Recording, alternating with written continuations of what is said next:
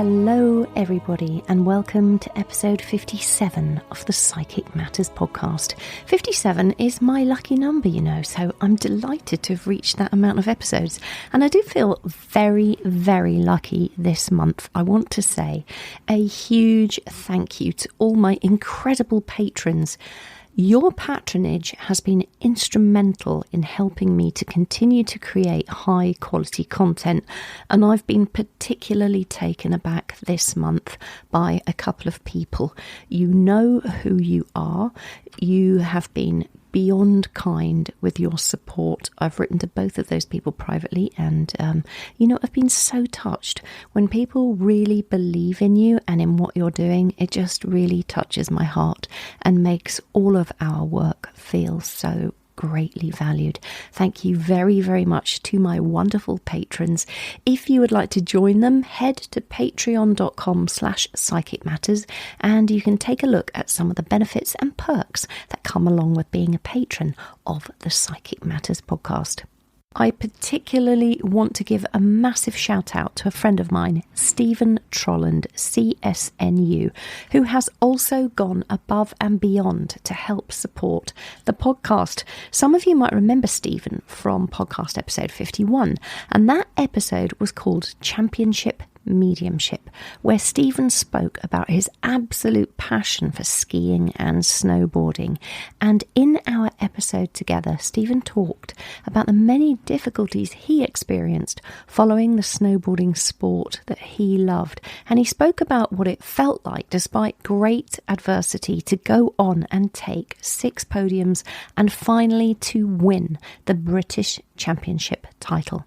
Do go back and have a listen to that episode. It's an incredibly moving story. And Stephen talks about getting sponsorship from the people of his beloved village of Aviemore, who created fundraising events for him to help him to partake in snowboarding competitions and go on to stand on those 6 podiums and win that British Championship title.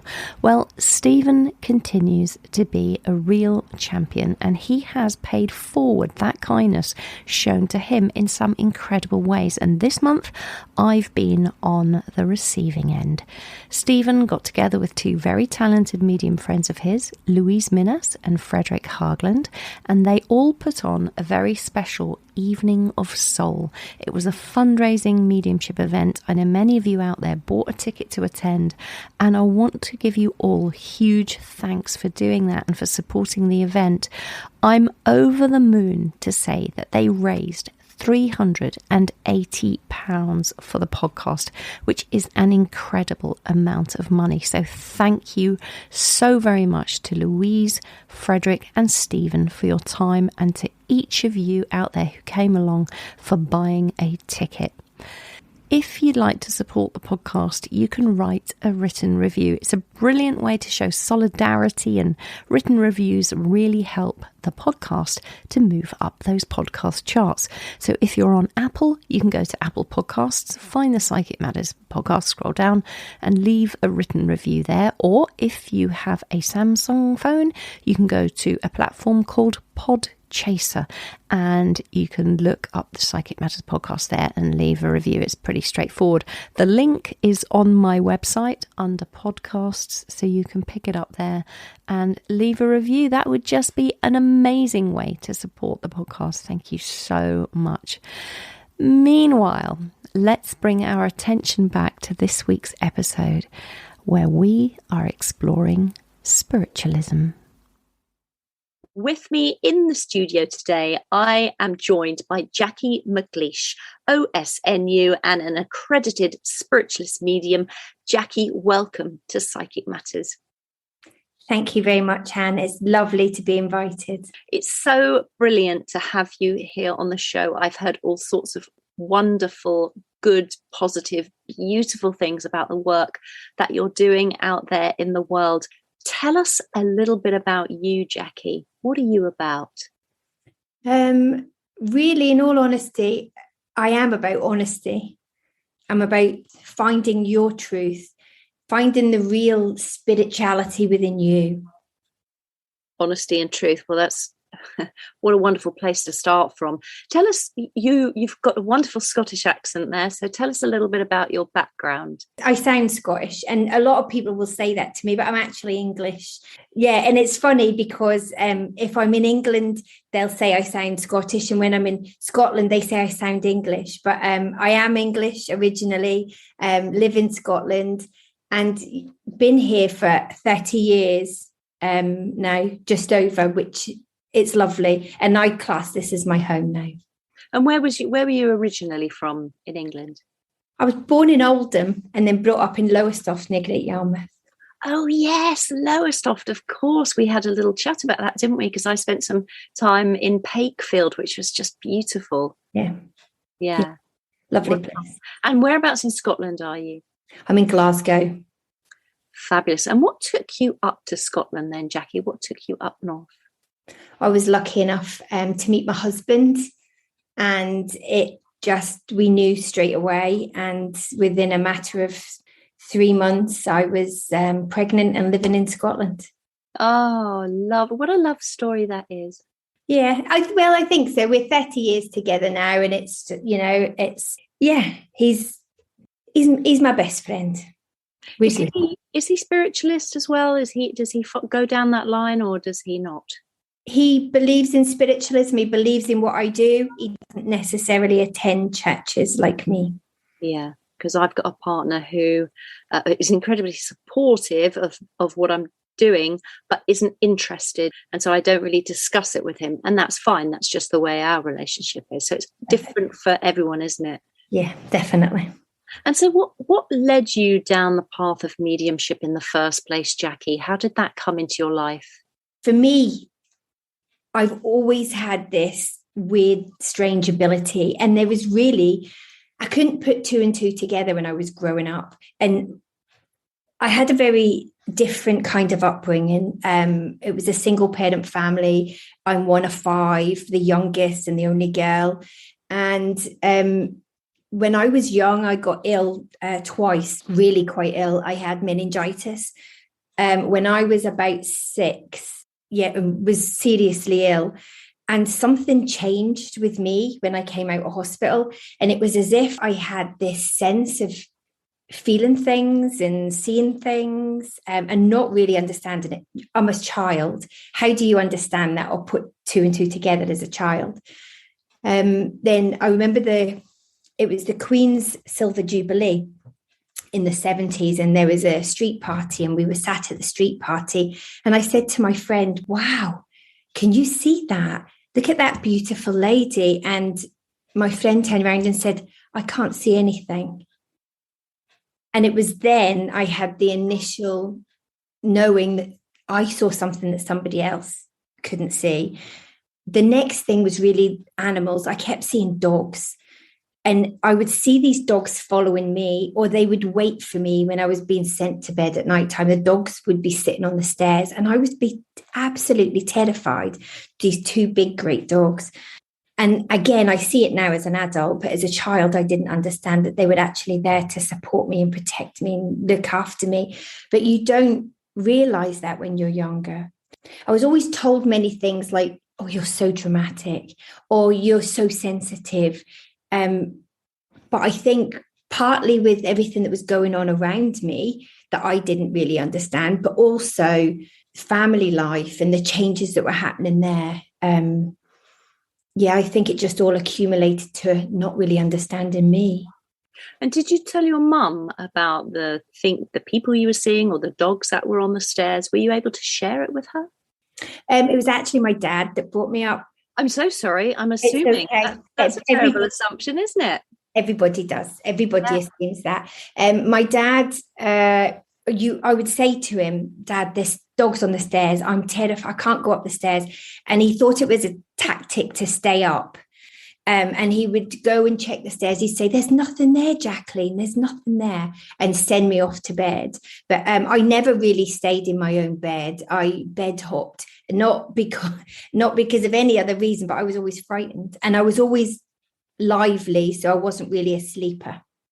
Yeah, and so your brothers, you obviously got four brothers. Did you say you're one of 5 or one of 4? You got one of 5. Yes, you're the same as me. I've got 4 brothers too. But your 4 brothers, did they also see things like this, or was it just you? Just me.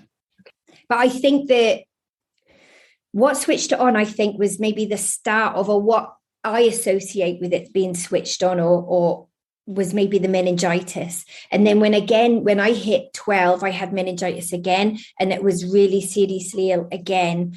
Luckily enough, my dad knew the signs and got me looked at really quickly, but I was still quite ill, but it changed after that.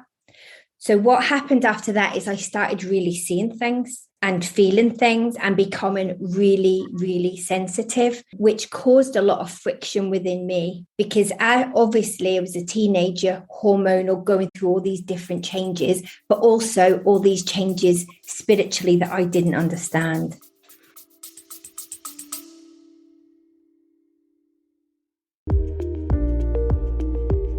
Eye-Opening Moments podcast are real-life stories of adversity, encounters, and perspectives. They are moments that can lift your spirits, give you some food for thought, or move you. For the introspective mind that likes to reflect, discover, and find solutions or meaning in a complex life, listen to Eye-Opening Moments podcasts. And you had no one to talk to about that, did you? Not really. My friend's mum was really good, and I had some friends that were good to me, but how do you explain what you're seeing and what you're feeling, especially when they don't understand you as a teenager, because they associate what you're going through as a problem with the family?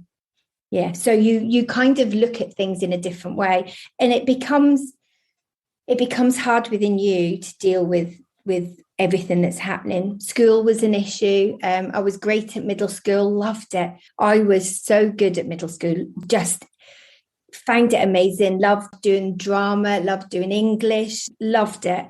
Got to high school, and obviously my 4 brothers had preceded me. And I remember the teacher reading out the register on my first day at school and saying, "Woollerton, are you related to the others that have been here before?" And I said yes. And that was it. I was automatically imagined to be the same as my brothers, or the problems that came with them, or any issues that had happened before me. So I really wasn't given a chance.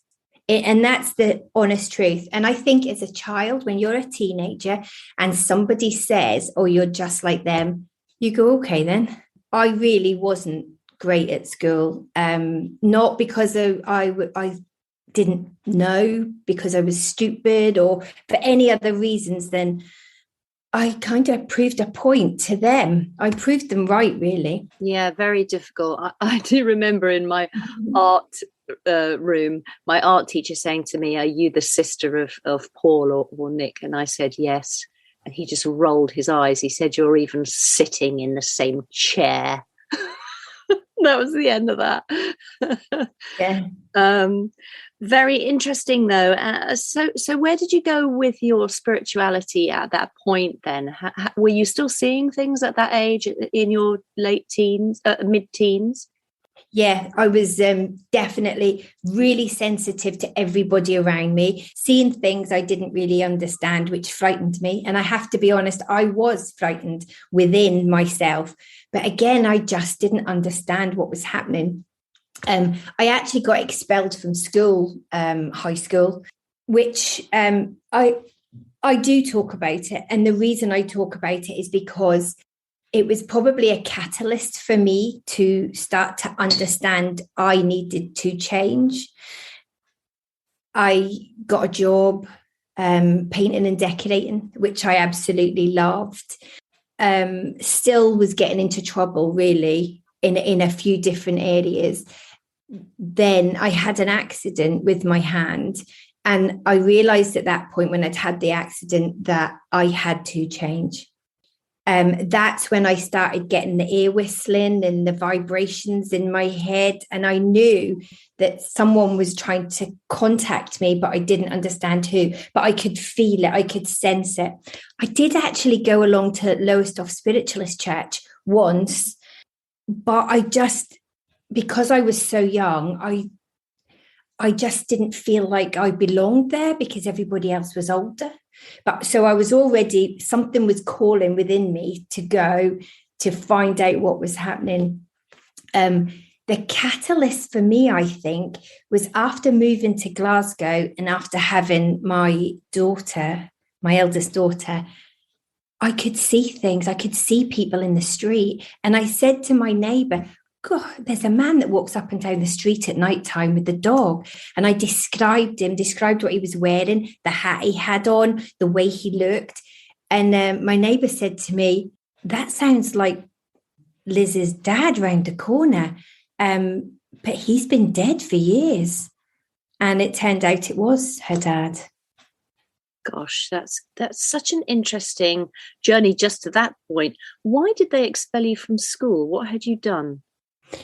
You might not want to put this out there, but lots of stuff I shouldn't have been doing. I was up to I would say it was all fighting, really. Fighting, causing trouble, just mayhem. Yeah, okay. But it's understandable when you, now looking back at your younger self, you think, well, there was so much going on there where you weren't held or understood. But then again, I've got a friend who is so sensible. She's so beautifully spoken and she's got a terribly sensible job now. But she talks about when she was at school at that age, just taking all the library books off the library bookshelves and throwing all the lockers around. And she can't understand why she did it. She got into massive trouble at the time. It's just things that kids do. I just think I was fighting against everybody. Just nobody really understood me. My dad tried so hard. He was a really good dad, but he had his own issues going on, being left with just the way things were. And yeah, so what do you do? Yeah. Well, you fight back in the way that you can at that age. You try to make sense of the world. So you did that. You went on, you got a painting and decorating job, which is probably quite unusual for a girl back in that at that time to do painting and decorating. And so what did you do to your hand? I had an accident with a window. I was arguing with my father and I punched a window and the glass came down and severed 4 tendons in my hand. Jacqui. Yeah. Well, obviously you've recovered from that. We've moved on. I actually retrained as a hairdresser. And that was really to prove to the doctors that I would survive, because he said my hand would be not very good. So I proved to them that it'd be fine. So I was a hairdresser. Gosh, and how long did you cut hair for? On and off for years. You can't stop. Once you're a hairdresser, you can't. You've always got somebody to cut, and family or the dog, even getting a haircut now and getting again. But you're always a hairdresser once you've got it.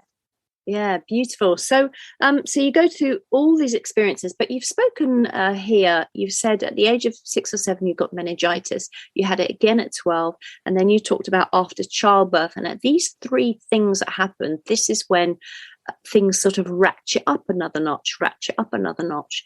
So do you think there's something in that, something very, I don't know, something happens to the body and then, I don't know where I'm going with that line of inquiry, but I'm just wondering, it just felt for me, I think, these moments in my life when I probably needed something there and probably needed support, that's when spirit came through, because that's when it changed and that's when it evolved every time.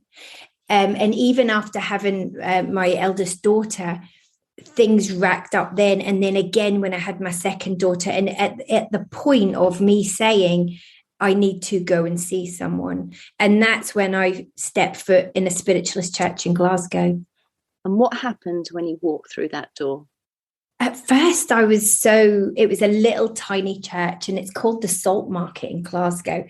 it's really salt of the earth people. It's people from all walks of life. And this little tiny wee box of a church had the big phoenix painted on the back wall.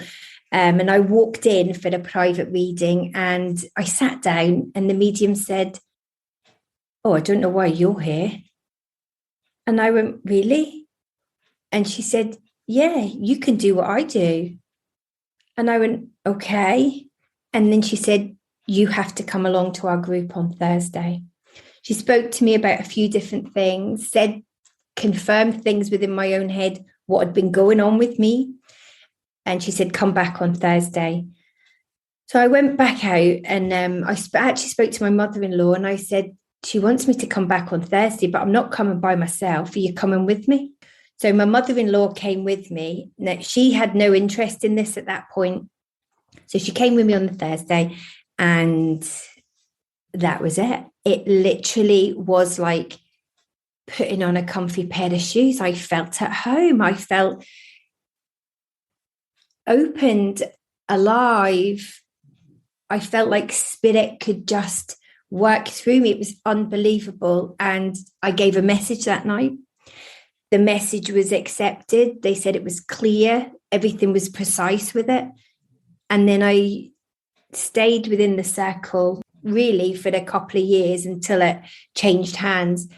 But I sat in the circle really for 6 weeks. And after that initial 6 weeks, now everybody hearing this will listen and probably be horrified, terrified, and thinking, how on earth could this happen?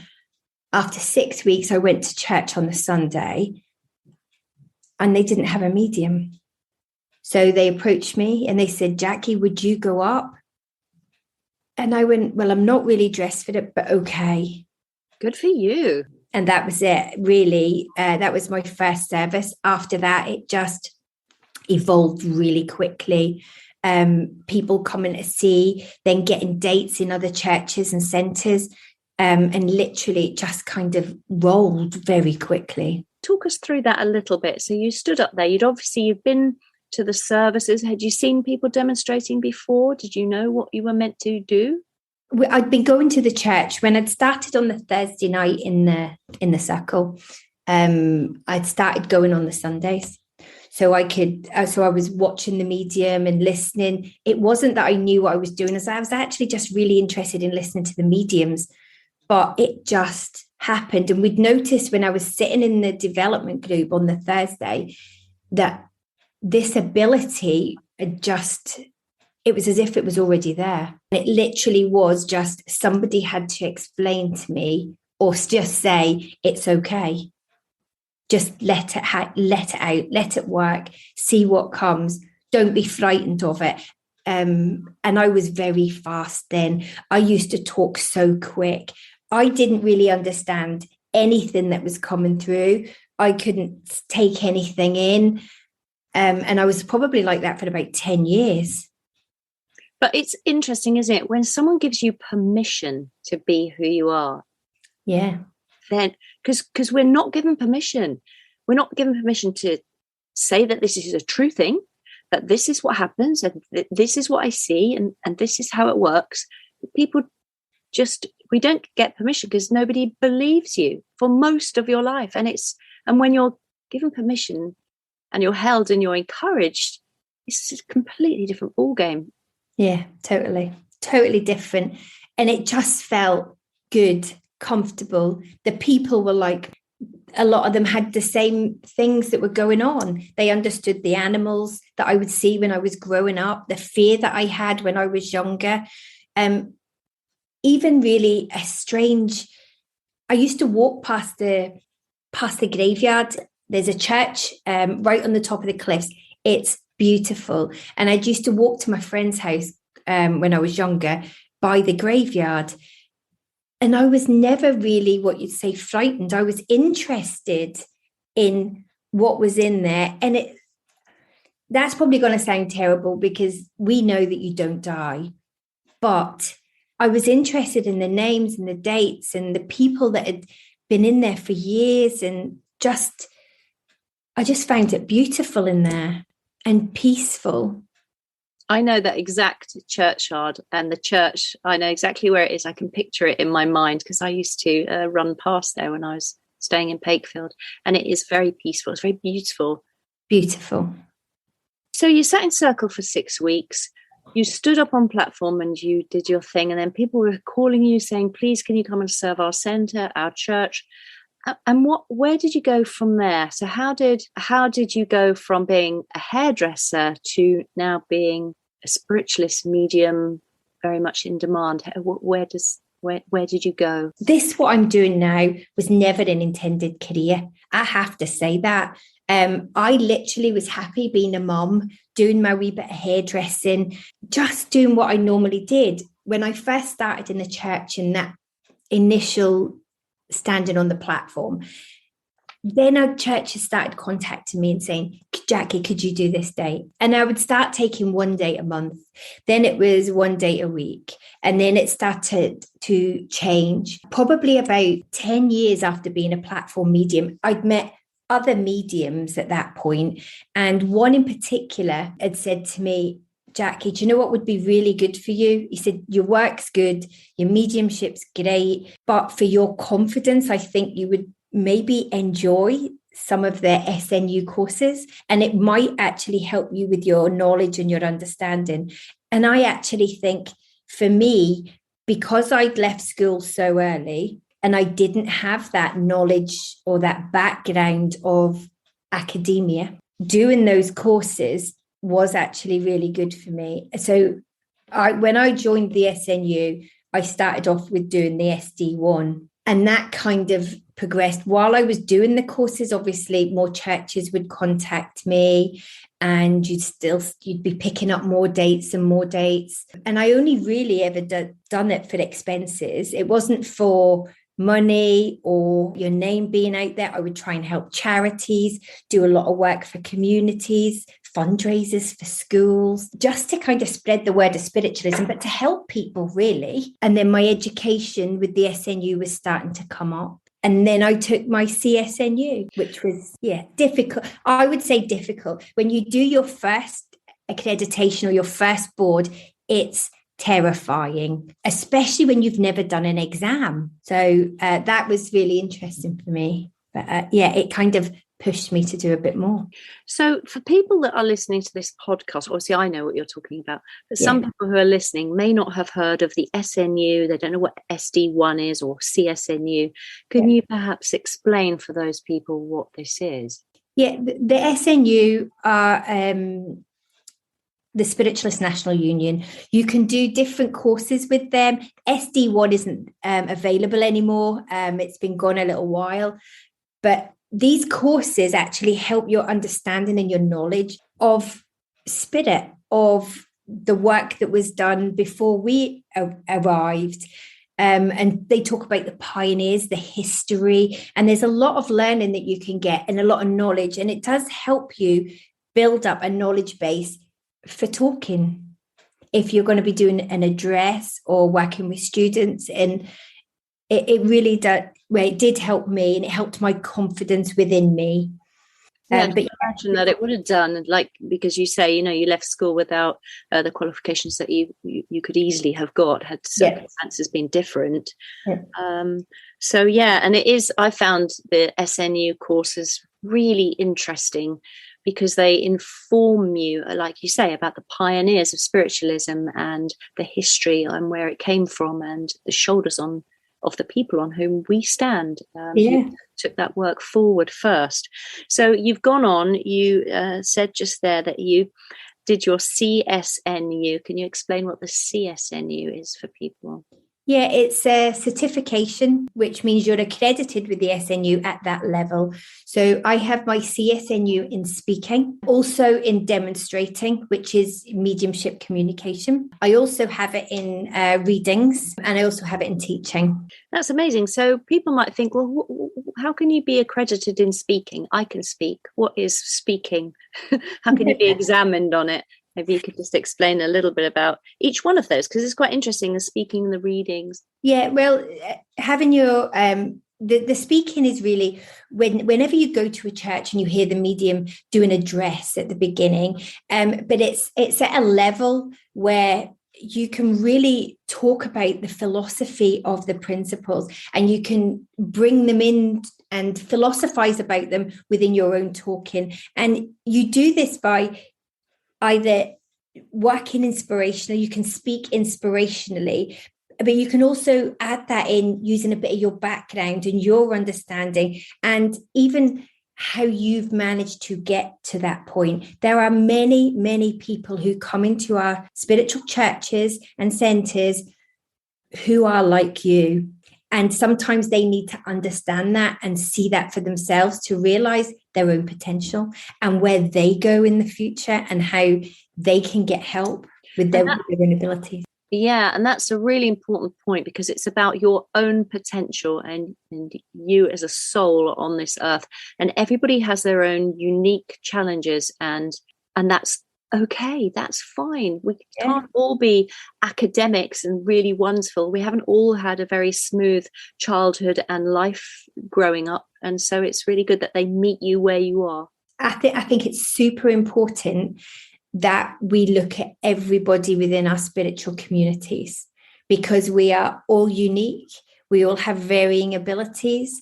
And actually, I think if we can tap into that spiritual side of everybody, I think it will just make life so much easier, where you can talk openly about any issues. You're not afraid of others by saying how you are and how you feel. When I mention the principles, what I mean are the 7 principles of spiritualism, and they are the fatherhood of God, the brotherhood of man, the communion of spirits and the ministry of angels, the continuous existence of the human soul, personal responsibility, compensation and retribution hereafter for all good and evil deeds done on earth, and eternal progress open to every human soul.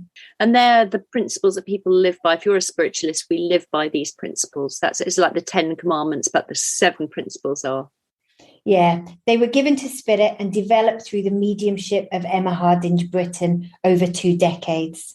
And you've gone on to become an OSNU. And even I'm not too sure what that is. Could you explain? Yeah, OSNU is an officiant with the Spiritualists National Union. That means that I've sat boards, they've looked at me and they've made sure that I hit the correct standard, again, for being able to speak in public. So I can now do weddings. I've always done funerals anyway, but you can now do funerals at the SNU standard. And you can also help within your communities, within your churches.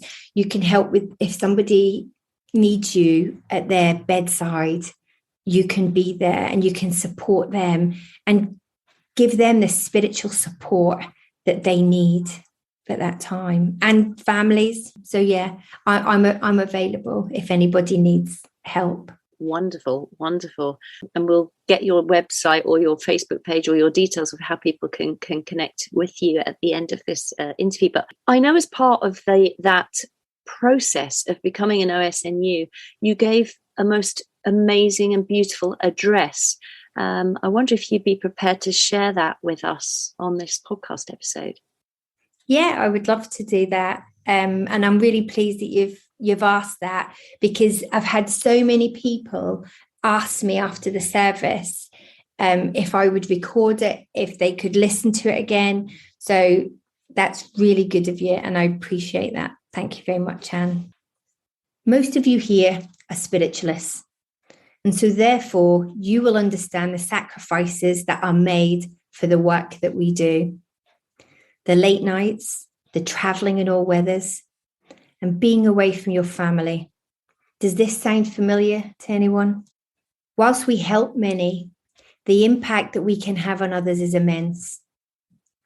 Yes, those who are grieving, but also sometimes setting others on their own spiritual path and supporting them is one of the most rewarding aspects of our work.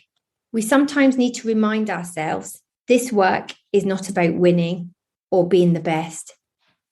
Our job is about service, but service to who or whom? I want to ask you all here as spiritualists, are you prepared to fail? As we stand here together as a brotherhood of spiritualists, I ask you, are you prepared to fail morally, emotionally, and for mankind? I want us to take a look, reflect on history, and ask ourselves how we move spiritualism forward. Not just for us hardened spiritualists here, but for every human being on this planet. For spirit unseen and for the spheres we cannot yet truly understand. In my understanding, my work is for humanity, mankind, and the planet, and not for self.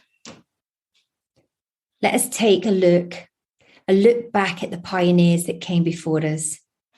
Let us stand in awe at their unwavering belief in God, their steadfast approach to fight established beliefs that most people believed in, the sacrifice they made for the freedom that we now have. And then we need to ask ourselves, why today are we still trying to fight for spiritualism to have a place in this world? I wonder if it's because we try to philosophize on the principles in this modern life, but we keep our thinking in the past. Do we play lip service to the principles on a Sunday and do not apply them to every other day in our lives? We need to stand on the shoulders of our pioneers from the past, use their achievements as building blocks, and like the phoenix that comes out of the flames, bring a new approach to what we do. Is it time now to learn to recognize those workers that want change within our religion, to modernize spiritualism for not only the 21st century, but for the 22nd and 23rd? For friends, if we do not start to change spiritualism as we know it, it will be lost. I quote from Leslie Flint's book, Voice in the Dark. His guide asked the question, why has spiritualism not spread across the world and changed the face as it was promised? He then also replied, because the average spiritualist does not know what it means to live his life as a true spiritualist. Over the last 2 years, life as we knew it has changed. We have gone through a global pandemic where we have lost many, many lives, where we have gone from clapping for the people who kept the country moving to verbally abusing them when things aren't going right. Where is the spirituality in the way we all support each other? We need to change how we see each human being. We need to see that the spirit within needs nourishment, just like the physical body.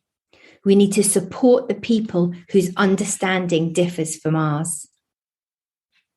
We are lucky that we know after the physical dies that the spirit moves into another phase of life.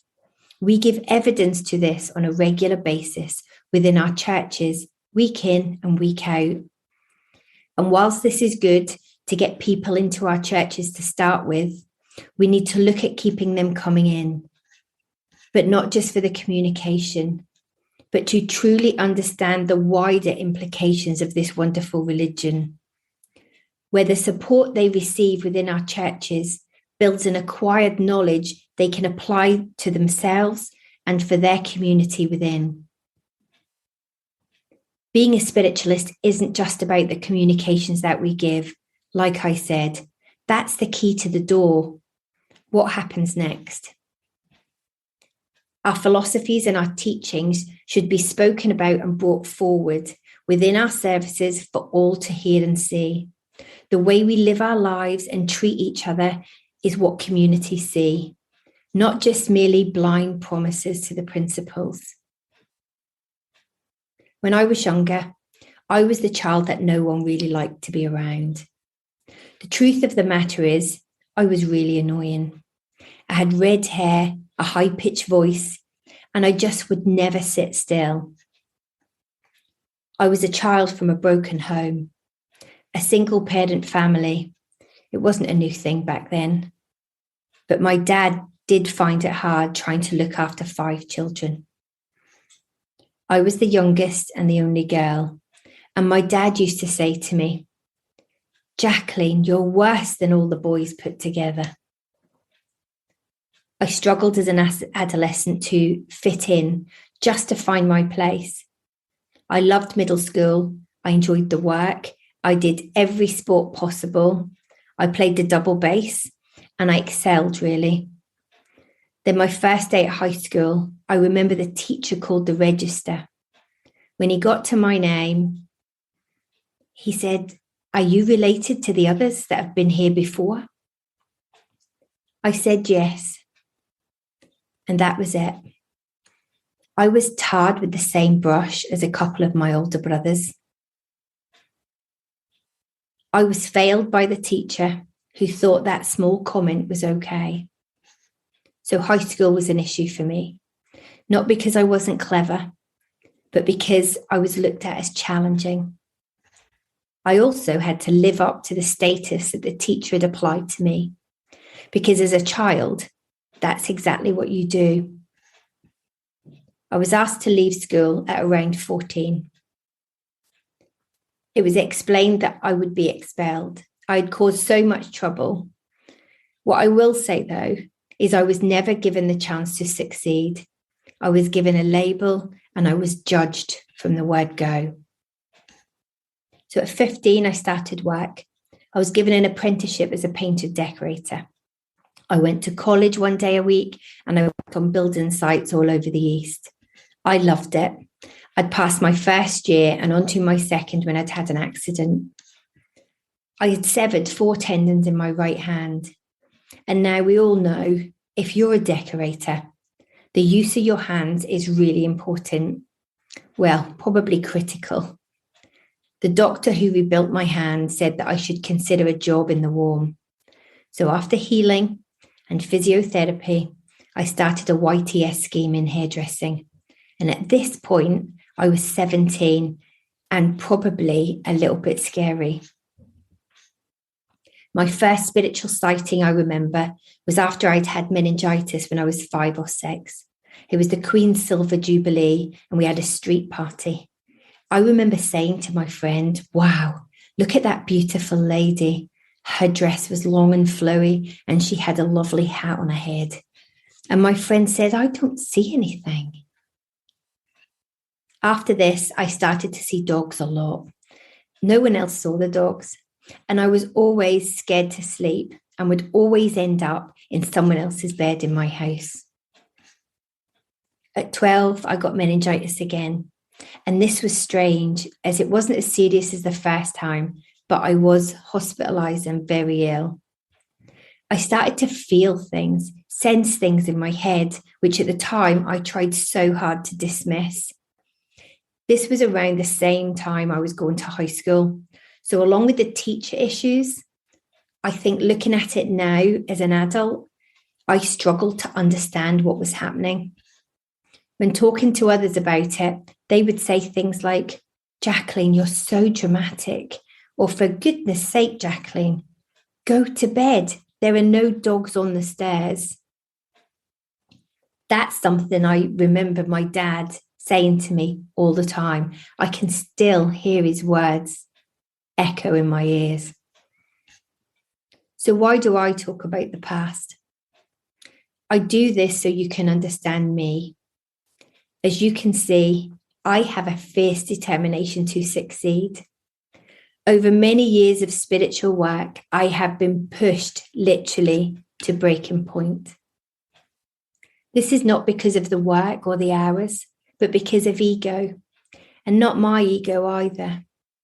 The only reason I will discuss this today is I intend to be the change within other people's journey, so they do not have to go on the road that I travelled. To extend a hand that says, "I will support you." Many people within spiritualism have had similar problems to myself, where a natural spiritual ability is not celebrated and nurtured, where you are held back from achieving your true potential. because others are scared of what you may achieve. Like I said earlier, this is not a competition, but this is just a thought. What would happen if we did nurture these people that come along with an ability that they don't understand? What if we were to support them and their journey? Would we then be able to create more people that can help others to support many, many more?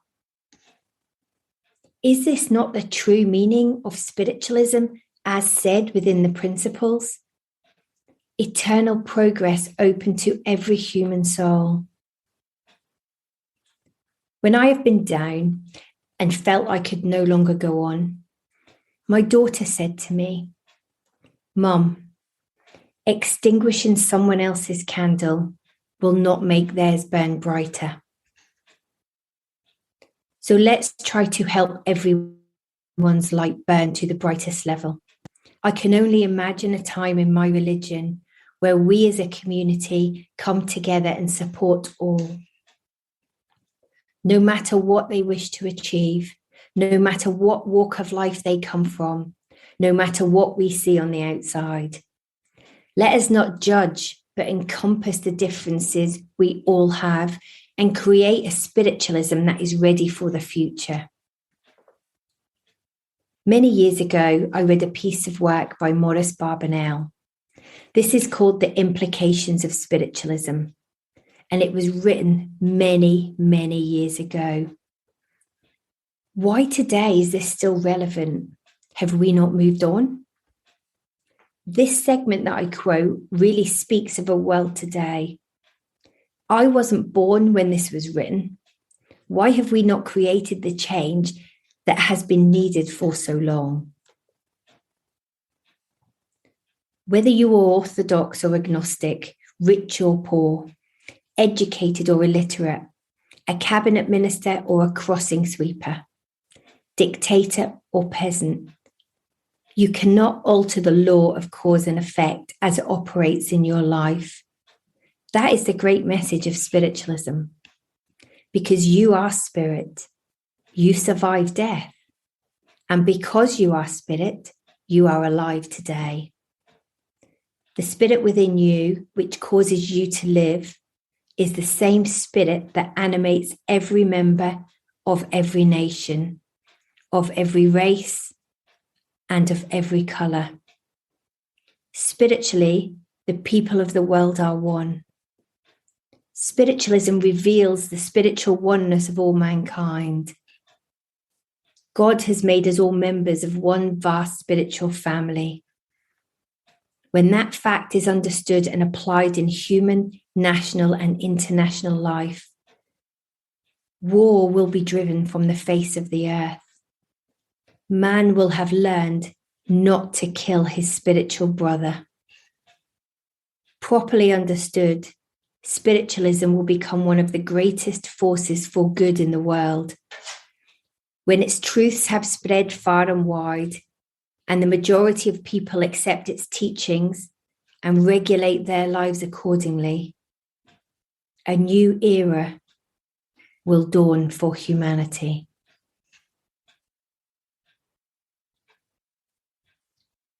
We need to create this change from now on. We need to be real spiritualists. All my life, I have been judged by others. I was the girl from a broken home. I was the angry teenager. I was far too young to be on platform. I was then judged on my knowledge, my capabilities, my commitment, my clothes, my teaching. No one ever asked me about my God, why I believe I'm still here today, doing what I do today. Because I recognized my own struggles that I can become a catalyst for change. I aim to be the butterfly that flaps its wings in Glasgow, which changes the energy in the rest of the world. I believe that my God is within every fiber of my being, that this energy lights me up when I work for others. I know my true destiny is to be of service to others within this world. I truly believe that God and Spirit had a plan for me, and where I met adversity, I received the strength and guidance to push through for the greater good. I want to be that guiding light in someone else's darkness, where they can feel the arms of their loved ones encompass and love them from afar. The guiding light of a teacher that encompasses the differences within us all, to show you your differences can be your greatest strength. To bring light around your loved ones when they are at their lowest ebb, to support that soul in their journey ahead, however they may need me. To join together with God couples who wish to spend their lives supporting and nourishing each other. No matter what, I want to be the light to minister to the needs of all. Whether you are a spiritualist or not, I will listen, I will care, I will support, and I will always try to do my best in whatever I am asked. This is not only for God and the spirit world, but for mankind. I work within truth, nature, and light. I am a spiritualist. I asked you right at the beginning of this address, are you willing to fail?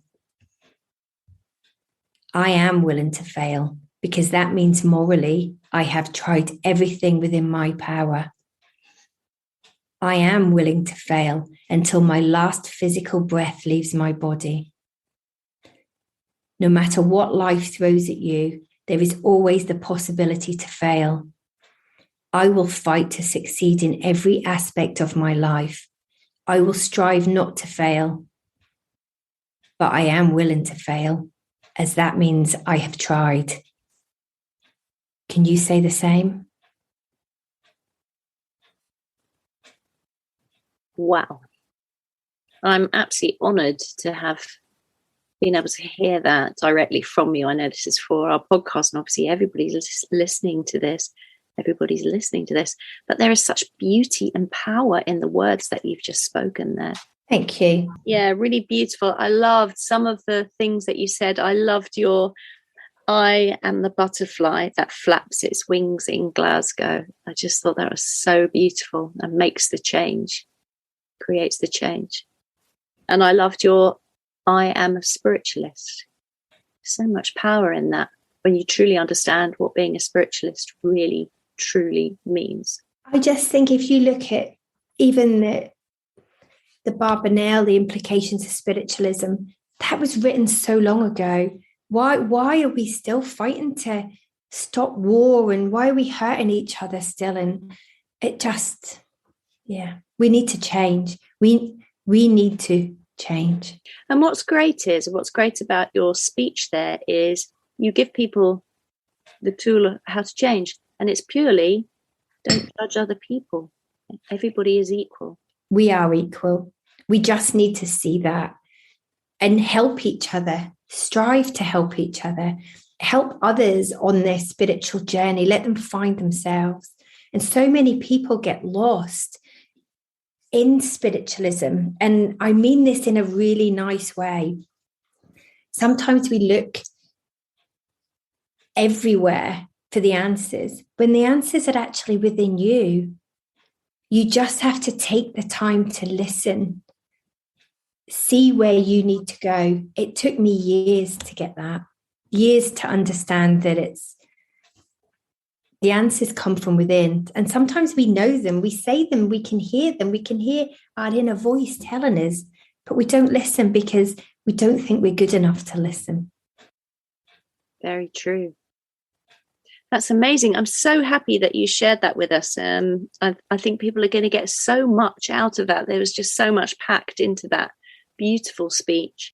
Your father, who you speak of so fondly and so beautifully, did he support your work as a spiritualist medium? Did he know about it? How did, as you grew, not when you were younger, obviously, I know you've spoken about that, but when you were older, what did your father say about your work?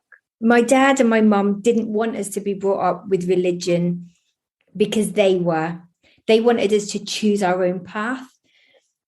So when I said to my dad and spoke to him about spiritualism, he was a bit dumbfounded, if I'm totally honest, at the beginning. But he used to come to churches with me, and he would come and visit. I would take him to churches when I was working. He liked it. He enjoyed it. He saw a lot of people. I don't know whether you would say he believed towards the end, but what I would say is he definitely came round to it. And it's funny that you asked me that, Anne, because my dad passed 10 years ago, and we used to have a joke. My dad would always phone me when I was at my busiest in the day, and I would say, "Oh, Dad, I can't speak just now. I'll call you later." And he would say, "Oh, for goodness sake, Jacqueline." And I would say, "It's okay, Dad. You can always speak to me, even if you're dead. It's fine." And it was always a joke.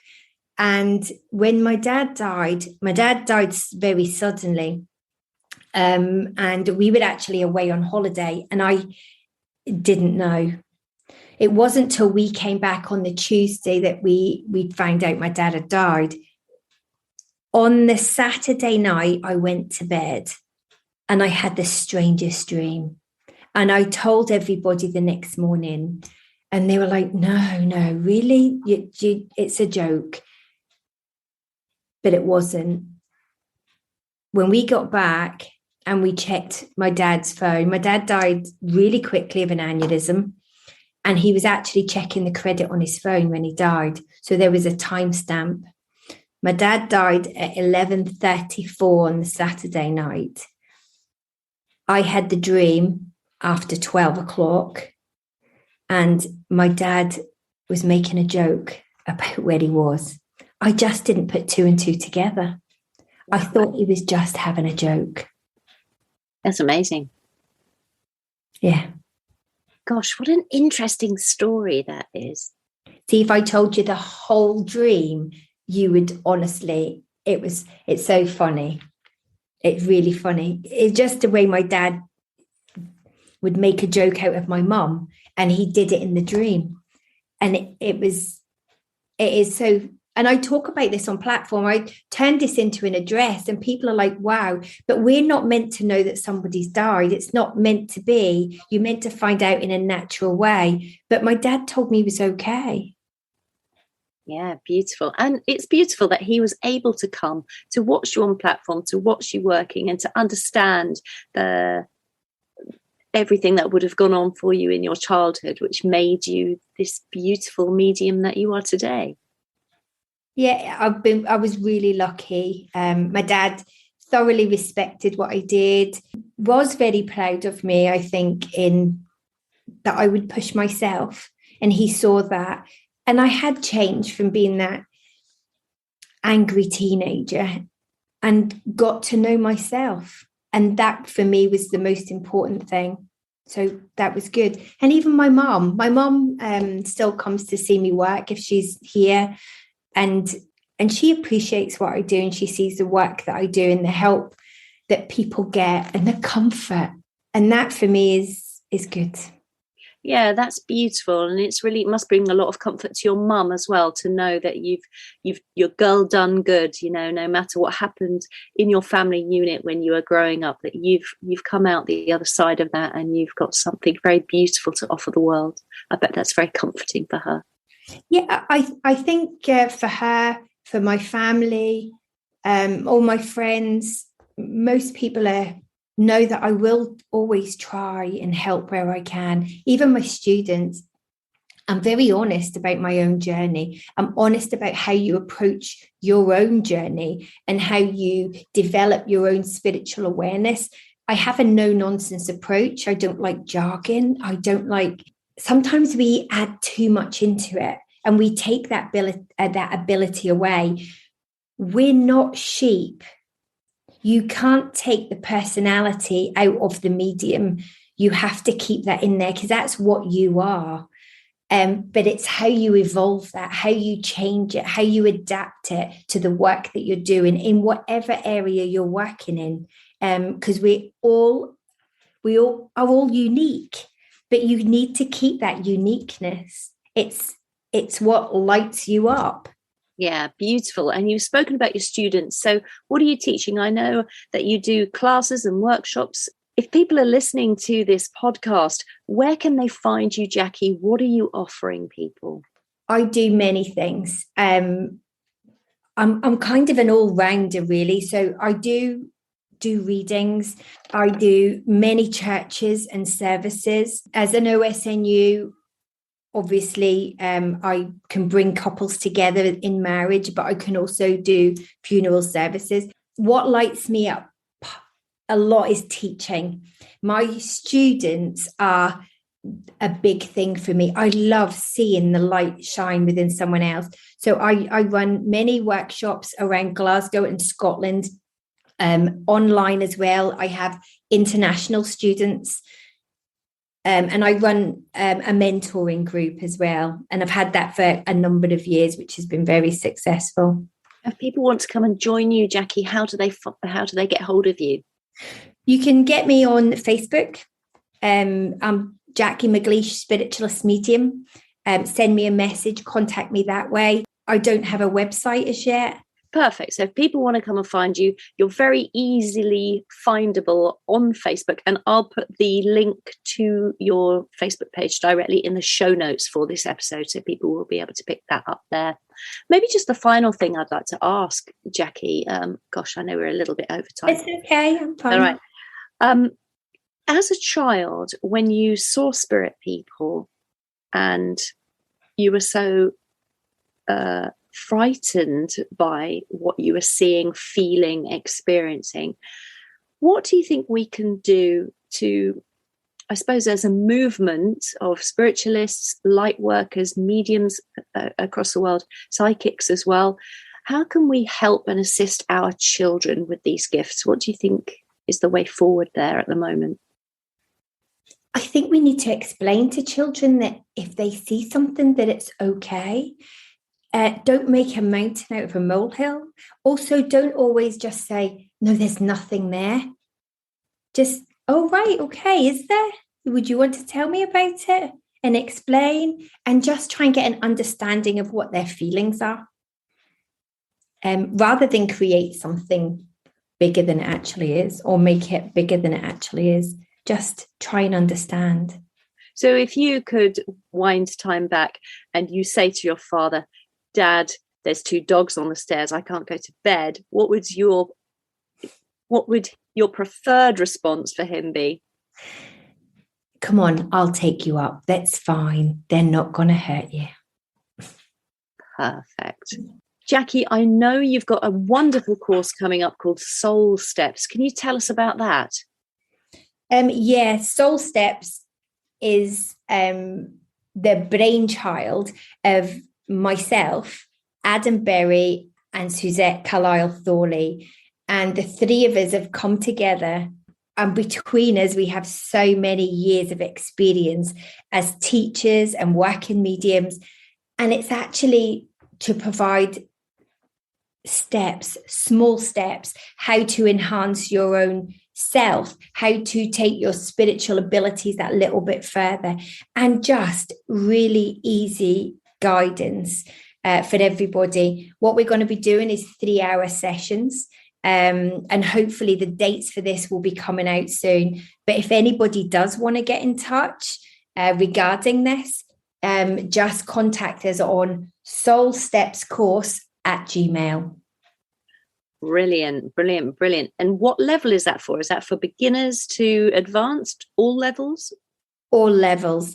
I think that there's an issue with putting a label on it. I think some people learn from beginners up to advanced, as long as we teach in the right way. Jacqui, thank you so much for coming onto the show and sharing all your incredible knowledge with us. I know that people are going to get so much out of this episode. I can't thank you enough, Jacqui McGleish. Thank you for coming in. Thank you very much, Anne. It's been an absolute pleasure, and I look forward to seeing you again in the future. Thank you.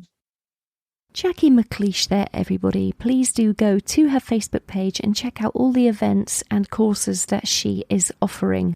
Anything that's mentioned in this podcast episode, in fact, any podcast episode, I create show notes for.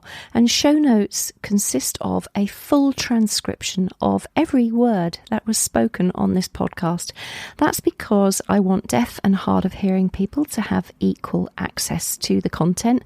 And sometimes if we have listened to a podcast, we think, oh, I just want to go back and just pick up that little phrase that they said or that one thing that they said. And to have a transcription there can be quite handy. You can just sort of scan through it and say, oh, that's what they said about that bit. That's good.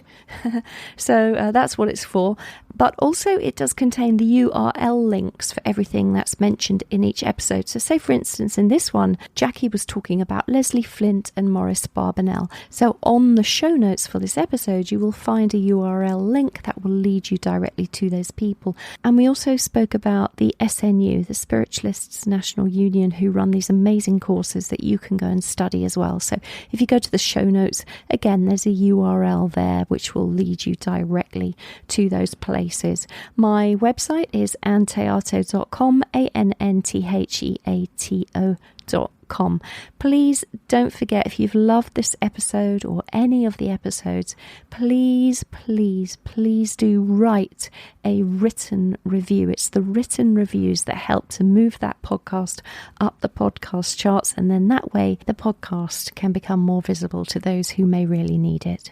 I wish you all a very peaceful couple of weeks. Until next time, my name is Ann Théato, and thank you for listening to Psychic Matters.